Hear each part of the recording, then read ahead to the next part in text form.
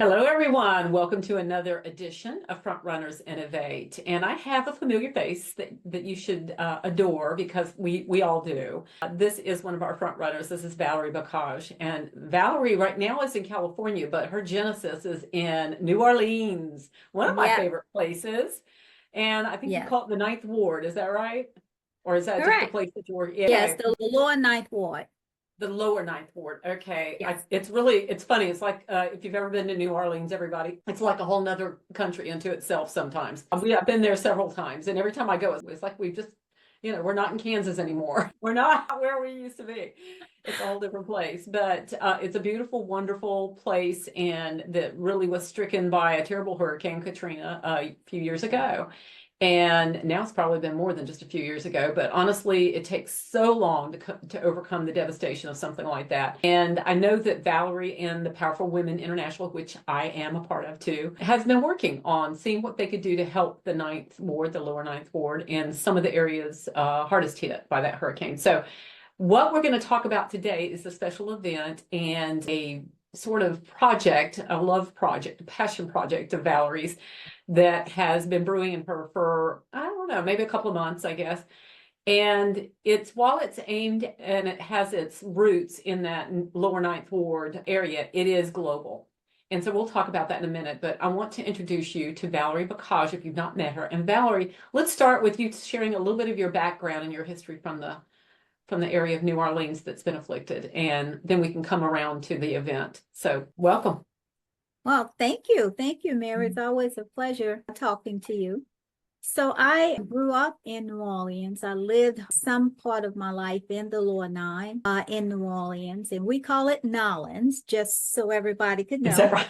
And that- and so we started a project in the Lower Nine, and I was a part of Hurricane Katrina. I lost everything I had and then moved to San Francisco. The lower Ninth Ward was the hardest hit by Hurricane Katrina, and they're slowly recovering, and that's been since 2005, and it's still recovering. Houses floated away and all of those kind of things. And so my grandparents lived in that area, and my grandfather was called the godfather of the Lower Nine because he and my grandmother would help people with their mortgages, the rents, the utilities and groceries, help their teens to get out of jail and work with them. And so when my grandparents passed, I wanted to further their legacy before Katrina. So I have this saying, things happen the way they're supposed to, and God has his timing. So now that we're able to bring more leadership, instead of me working with the community leaders, which I am still doing, we are working with leaders around the world to assist, to rebuild that area. And in the process of working with the women humanitarian leaders who are making a difference to help them make a bigger impact, and working with the New Orleans Project, is working from our hearts.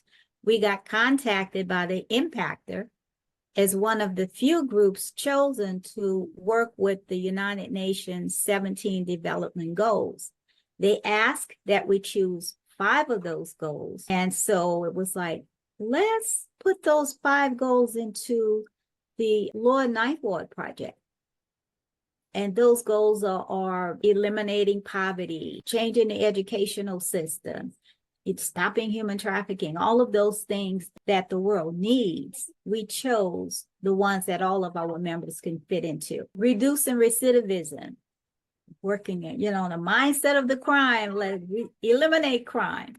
So our children could grow up in a different world is really what it's all about. We asked the councilman who's over that area, Councilman Oliver Thomas, to do a prayer in that area.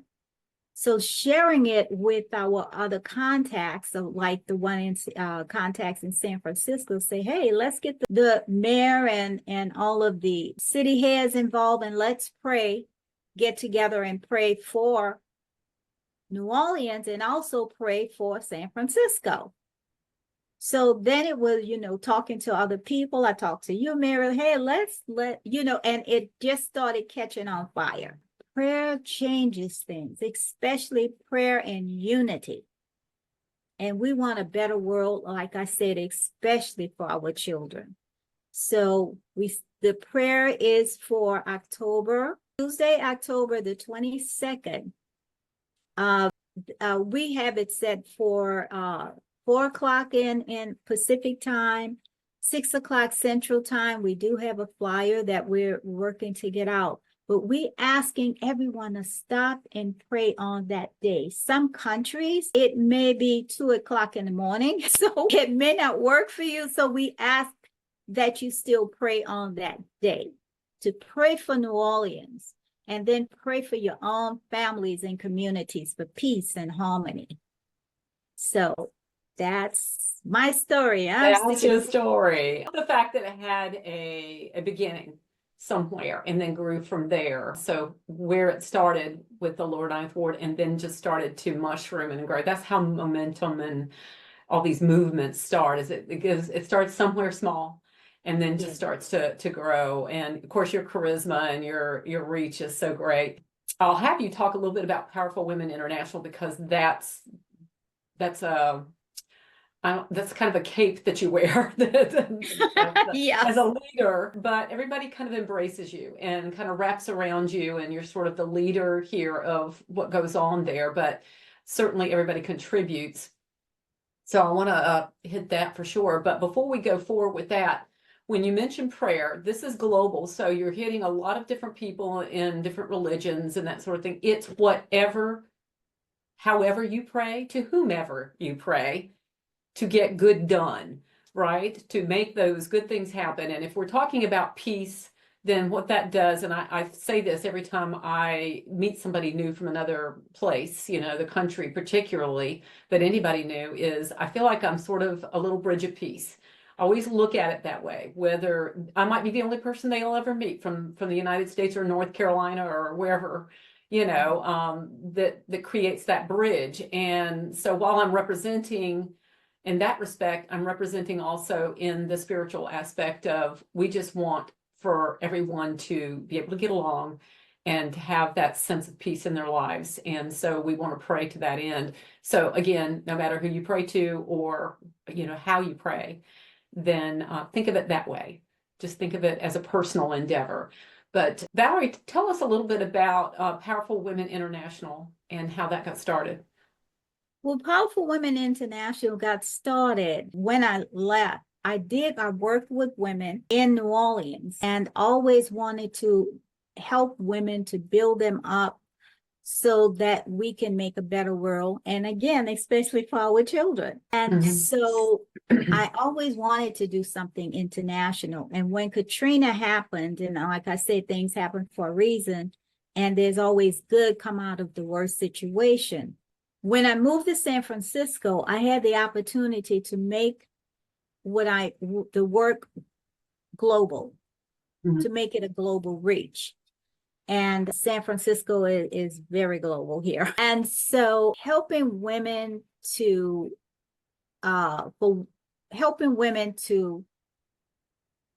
first started off is helping all women around, for whatever they wanted to, that not be stopped by their circumstances, whether they wanted to run for office or write a book or whatever their desire was. And we did that for 9 years. And then we started to rebrand because I told my team one of the things I wanted to do is bring up children in a different world. So we started to rebrand. It took us 3.5 years. And now we are working with women humanitarian leaders. And we assist them to make a bigger impact by connecting, collaborating, educating them to whatever their projects are, stopping human trafficking, domestic violence, working with inmates in the jails, prison, all the homeless, all of those things. So if we get behind the women that are actually doing these things, then to help them with whatever they need, then we are helping the world, because we need our men. They got the muscles, they bring something else to the table. But empowering the women that's actually doing the work where their hearts are in it, then we are doing that. We are changing the world, making it stronger, richer for our children to have a better world. So I'm Very really interesting. excited. Yeah, Yeah. really. So what we did is all of the women who have various expertise in various areas, using all of their gifts and talents with our projects in the Lower Nine worldwide. We have women in several cities and countries around the world. That's fantastic. I know that you all are planning a conference next year in New Orleans, I believe. So Yes. you want to share just a little bit about that? So the conference is going to be about building sustainable cities and communities that are equitable, resilient, productive.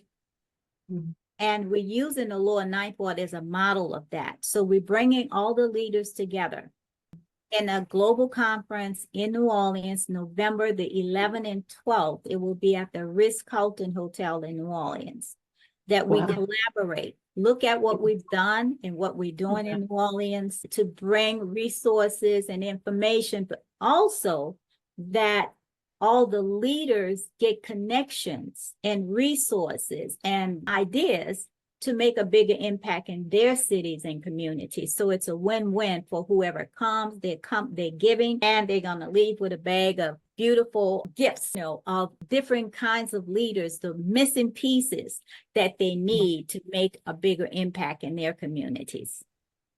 Well, what a great event. And I think that's something that I could say, certainly in my network, almost every woman that I'm associated with is somebody who's doing something to do just like you said, is to raise up that next generation, or to make the world better for that next generation, to be the leaders that they need to be and have a good life. And at least have a planet to have a good life on. Right. Correct. Yes, for real. So on this special day of prayer, what is your biggest hope of the result that you want to have happen for this? The biggest hope is that people start to really connect with God, with each other, to make a bigger impact, to see what's missing, to bring harmony to communities, that communities come together and work together and build together and laugh with each other and smile, and that we actually start to shift from the negative things to looking at more positive things.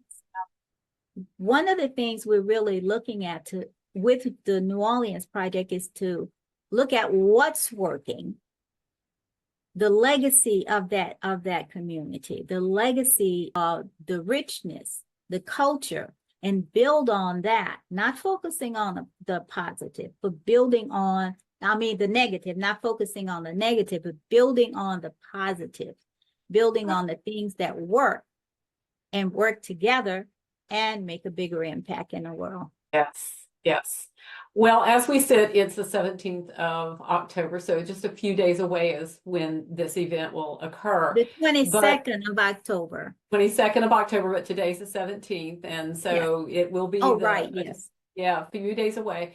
But because of the timing of this event, how interesting it is that it follows a couple of hurricanes that have hit the East Coast and have done so much damage that it's causing all kinds of people to step up and help. And I know I'm a part of Rotary Club as well, and we had a couple of people in Rotary Club that went to the mountains of North Carolina following the Hurricane Helene's destruction there, and said it was just crazy bad. It'll take years to be able to do some of the damage, and some of the damage will remain because some stores won't reopen because of what's happened, and they're just so much is going on. I had a message this morning from one of my network members from Florida who had to leave his home and come back, and he said, aside from the physical damage that's been done with the debris on the streets and the flooding and all of this and displaced people, he said, is this sense of loss of purpose kind of thing. It's the sense of not knowing kind of what day it is, kind of feeling hit over the head like you're in a daze. Yes, And he definitely. said, it's not I just know you, about that. you ask how everybody is, and they said, no, not good. But they can't qualify that. They don't know what to say in response to all that. It's just overwhelming. Yeah. And I think that's a mental health thing. It's an emotional thing. It's all of these things wrapped into one when you don't know really what to do with yourself following something like that. And I know the people in the mountains of North Carolina felt that way because they never dreamed probably a hurricane would hit them. So this day of prayer, this hour, these few minutes, whatever you give of your life on that day to up to prayer, then for unity and for peace and for harmony amongst people and helping each other and just loving each other, because we're all in this together until we leave the planet, and so we might as well do everything we can to be a part of each other's lives in a positive way. So this is a good thing, especially now, is what I'm saying, Yeah. is Oh, because of yeah, all this definitely. devastation. So Valerie, is there anything else going on that we need to share before we end up? Other than we'll save the date and the time again, but is there anything else about the Well, event? we are also doing roundtable events in different cities with humanitarian leaders, both women and men, using the 5 sustainable goals with the Yeah. United Nations and collaborating on that. And I heard you mention mental health. And that's Yeah. one of the things, we have experts in that Mhm. area. One that helped with world leaders when we went through the COVID. And so helping people to heal when they go through things like that. Yeah. That's It's big. Yeah, you reminded me of during one of our Rotary Club meetings, we had one of the members stand up, and we do like a little member minute where they share a little bit about themselves or some words of wisdom. And she got up and she said she had 12 members of her family die during the pandemic, oh during yeah, COVID. And yeah, she started to tear up and started, I thought half the room was going to cry with her. It's just, yeah, she felt it so strongly at that moment that she says it's been so much to try to get over that I right. almost am overwhelmed with the grief of it all. And when you think about people like that, that's moments when you know that more than just even professional mental health, which is good to Yeah, have for sure. You just need people to love on you. You just need people to come up around you and try to show some support. I had a friend die this past year with complications from diabetes, basically what it was. And she's 10 years younger than me.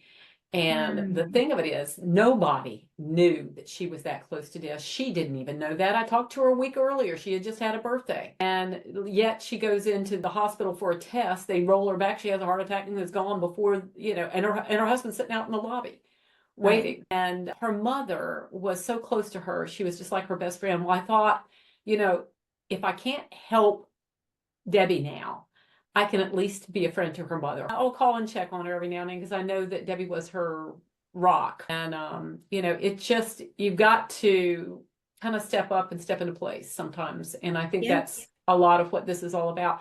So right before we end, I wanted to ask you, what other entities, partners, people, governments, churches, whatever, that you think need to know this, that we can, as a collective group, the first order of business we can do for you and for this effort is to get that word out about this prayer event. Yeah, we're looking for for world leaders. And I said world leaders because when world leaders, community leaders, the governors of the states, the prime ministers, anyone who has a community of people that they're working with, pastors, uh, priests, all through the world, and Okay. focusing on, praying for their families and for their Yeah. communities. And we all pray for leadership. That pray for all of the leaders, to be guided in the right Yeah. direction. Yeah. Absolutely. We certainly need a lot of that. And as we're moving Yes. into November, into election season, Yes, we need lots of that. we need lots of prayers for Pray, that too. pray, pray, pray. Pray. Okay. Yes. So once again, everybody, it is Tuesday, October 22nd. And the times again, Valerie, are? The times again, or US times, or 6 o'clock Central Time, 4 o'clock Pacific time, 7 o'clock Eastern time. Eastern time. And for the other countries, please look at your calendar that you do take the time. Sometime during that day, at least, Yes. because, you know, we've got some people who are, you know, 16, 17, 18 hours away from Eastern North Carolina's time zone. So I always say when I'm putting up to calls that if it's Australia or Singapore or something like that, somebody's going to be in pajamas. And I did have a call this week, which I thought probably all of us are in pajamas at this point. But I appreciate it so much, you sharing and knowing in your heart where all this came from. I can't praise you enough for all the good work that you do and how you listen to your source on what you do and how you are pushed forward and make these decisions on how you want to go forward. Thank you for your wit, your wisdom, your determination, and your leadership, Valerie, for everything that you do. So thank you. So I'm going to say goodbye to everybody else. Remember, it's October 22nd. Goodbye, everyone. Yeah, if you need the times again, 4 Pacific, 6 Central, and 7 would be Eastern time in the United States. All right. So thank you again, Valerie. Okay, you're welcome. Until next time. Have a great day. All right. Bye-bye. Thank you. Bye-bye. Bye.